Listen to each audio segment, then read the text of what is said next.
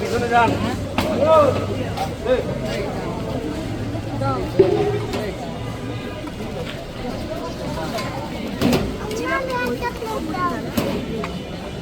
আর দুটা ফোলা হ্যাঁ তাদেরকে এখানে এই যে খাবার এখানে কতদিন ধরে আসছেন? এই খাবার শুরু থেকে আমি এখানে শুরু থেকে আপনি আমার বাসাতে এখান থেকে কাছে মানে এখানে ছাড়া ইফতার কোনো জায়গায় তেমন করেন না তেমন আমি করে ইফতার নাকি? যদিও বাইসাতে লাগে একটু ঠিক আছে দূরে জায়গা তো সেদিন আর আয়া পারি না কিন্তু এখানে হইলে আমার সবসময়ের জন্য এটা আমার কাছে। কোন জিনিসটা ভালো মানে কি কি দেয় খাবারে এটা? খাবার তো মনে করেন আপনার খেজুর দেয়, মুড়ি দেয়, ওগুলো তো ভালো মন্দ আছে, ওগুলো আছে যারা খাইতে পারে খায়, ওগুলো কিন্তু ভালো জিনিস। কিন্তু আমার সে খিচুড়িটা আমি মনে করি আমার জন্য এক এটা কোনো হোস্টেলও এরকম তৈরি করে খাওয়াই চান, এরকম খুব সুন্দর। এটা খুব ভালো জিনিস, খিচুড়ি সুন্দর না? খিচুড়ি খুব ভালো জিনিস। তারা এই যে যায় তারা এত মানুষজনকে খাওয়ায় এটা নিয়ে কেমন ভালো লাগে? কেমন ইনশাল্লাহ ভালো লাগে। এরা অত্যন্ত পরিশ্রম করে দেখতে আছে এবং বাচ্চা কাচ্চা ব্যবহারে যে সুন্দর ব্যবহার, এরা যা কষ্ট করে আমাদেরকে এই খাওয়া ম্যানেজমেন্ট করে দেয় করে এরা সরকারও পারবো না। আর কি বলবো, সরকারও এই পাবলিকের কথাগুলো করে এরও এমন সহ্য করে এই খাওয়া দাওয়া দিয়ে ম্যানেজমেন্ট করে খুব ভালো। এই যে অনেক খাবার সময় অনেক দাম, অনেক কিছুর দাম, দামের দিক থেকে এখানে কেমন খাবার দাবার ভালোই দেয়? অনেক ভালো বাবা, হোস্টেলে অনেক মাঝে একদিনে খাওয়াইছি কত দিক। এই যে তারা ইফতার দিচ্ছে কেমন লাগছে? এটা ভালো, খুব ভালো, ইনশাল্লাহ আলহামদুলিল্লাহ খুব ভালো। তাদের সম্পর্কে যদি বলতেন, এখানে তো সকল মানুষের জন্য তারা ইফতার আয়োজন করে। এটা তো প্রত্যেকদিন রোজাদারের জন্য ইফতারের আয়োজন করা হয়, খুব ভালো। শত শত মানুষের প্রত্যেকদিন শৃঙ্খলাভাবে খুব সুন্দরভাবে ভালো করে দেয় এবং সবারই যারা রিক্সা আছে বা আশেপাশে আছে সবারই পৌঁছে দিতে আছে। কিনে খাওয়া লাগতেছেন এই যে আপনি আসলেন, এতে আপনি কেমন লাগছে? আলহামদুলিল্লাহ ভালো ভালো, এতে অনেক উপকার আছে সবারই। আপনার মতন তো আরো অনেকে এরকম অনেক শত শত মানুষকে দেয় প্রত্যেকদিন। আমি 3-4 দিন ধরে এই জায়গাতে নিচ্ছি। আর ওরা একটা রুটি চুরি করলেও তো আপনারা ধরে মারেন। তো আমি চাই ওরা আপনাদের রুটি চুরি না করুক, ওরা আপনাদের ভাঙ্গারি চুরি না করুক, ওরা আপনাদের পকেটে হাত না দিক, আপনাদের গলা কেটে না দিক। আমি চাই ওরা নেশা না খাক, ওরা ড্যান্ডি না খাক, ওরা একবেলা খেতে পাক, এটাই আমার চেষ্টা, আর কিছু না। এটার জন্য আমি আল্লাহর কাছে বলবো, আল্লাহ তাআলা আপনি তো দয়ালু, এটাই তো আমি শুনেছি ছোটবেলা থেকে। তো আপনি আমাকে শুধু এই পথে নামিয়েছেন, আপনি আমাকে শুধু এইটুকু দয়া করেন। ওরা যখন এসে জিজ্ঞেস করে আপু আজকে খাওয়াবো না, আমি যেন না বলি যে না, আমি যেন বলি খাওয়াবো, তোরা অপেক্ষা কর। আমি যেন ওদেরকে খাবারটা দিতে পারি, ওরা যেন ক্ষুধার জ্বালায় কোনো অন্যায় না করে, কোনো অপরাধ না করে, আমার চাওয়া এটাই। আমাদের বেশ কয়েক বছর হয়ে যাচ্ছে, 2020 সাল থেকে 26 সাল। কি মনে করছেন এবং আপনি পরিপূর্ণভাবে কি কাজ করে কেমন লাগছে? কাজ করে ভালো লাগে।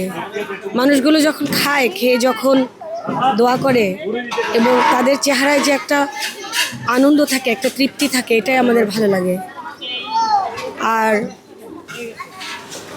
আমার কখনোই চিন্তা ছিল না, আমাদের সবারই মেহমানখানায় যারা আমরা প্রথম থেকে শুরু করেছিলাম, আমাদের কখনো চিন্তা ছিল না যে এটা একটা একক প্রতিষ্ঠান হোক কিংবা একটা বড় কর্পোরেট কোম্পানি কিংবা কাউকে আমরা প্রজেক্ট প্রোফাইল সাবমিট করলে আমাদের লাখ লাখ টাকা, কোটি টাকা ফান্ড চলে আসুক, এই চিন্তাটা আমাদের ছিল না। আমার সবসময় চিন্তা হচ্ছে সামাজিক একটা রেগুলেশন, একটা সামাজিক পরিবর্তন, যে প্রত্যেকের একটা কন্ট্রিবিউশন থাকুক।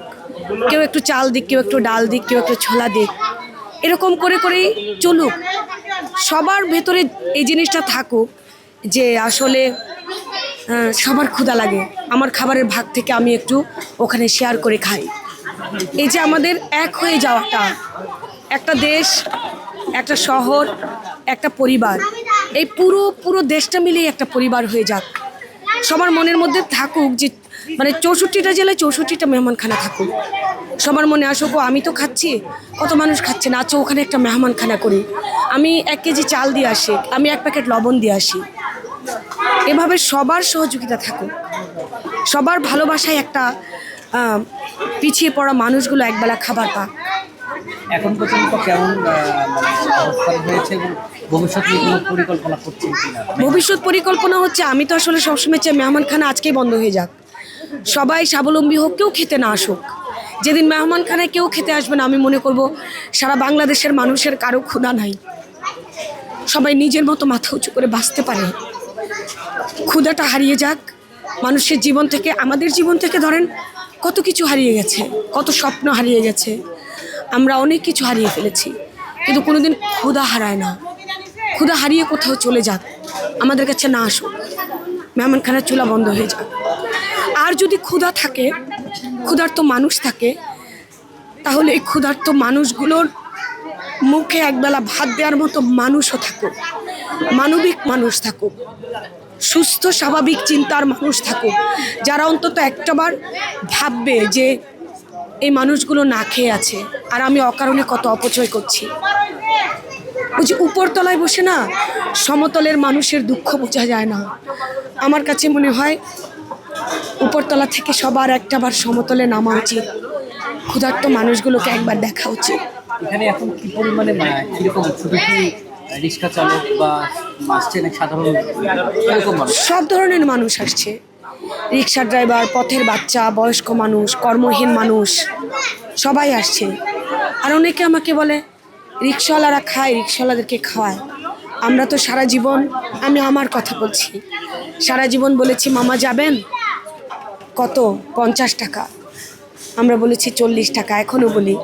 তাহলে ওই 10 টাকা তো তারা আমার কাছে পায়, ওই পাওনা শোধ করি। কোনোদিনও বলি না মামা 50 টাকা, রাস্তাটা তো অনেক দূর, আপনাকে আমি 60 টাকা দিব। বলেছি সত্য করে বলেন, আপনি বলেন, আমি বলি, কেউ বলে না, কেউ বলে না। কিন্তু একটা বড় দোকানে খেতে যান, বড় একটা রেস্টুরেন্টে খেতে যান, বড় কোনো ব্র্যান্ডেড দোকানে কাপড় কিনতে যান, ফিক্সড লেখা আছে। কিন্তু নিম্ন আয়ের মানুষগুলোর শ্রম কখনো ফিক্সড হয় না, কেউ জানতে চায় না। একটা ছিনতাইকারী যদি ছিনতাই করে, আমি ছিনতাইকে প্রমোট করছি না, আমাকে কেউ ভুল বুঝবেন না। কেউ একটাবার ভাবে ও ছিনতাই কেন করে, ও নেশা করে, ও কেন নেশাখোর হলো? এই ছোট্ট পথ শিশুটা যখন পথে ঘুরে বেড়ায় খালি পেটে, ছোট বাচ্চাগুলা বলে ক্ষুধার জ্বালায় গাম খাই, গাম খাইলে ক্ষুধা লাগে না। তার অর্থ এই না আমি গাম খাওয়াকে প্রমোট করছি। একটু ডেকে এনে সবাই ওদেরকে একটু খাবার দেন না, ওদের পেটে ক্ষুধা না থাকলে ওরা অপরাধ করবে না, ওদের মধ্যে অপরাধ প্রবণতা কমে যাবে। এভাবেই তো হয়। ওরা তো জন্ম থেকে কেউ ছিনতাইকারী হয় নাই, জন্ম থেকে টোকাই হয় নাই।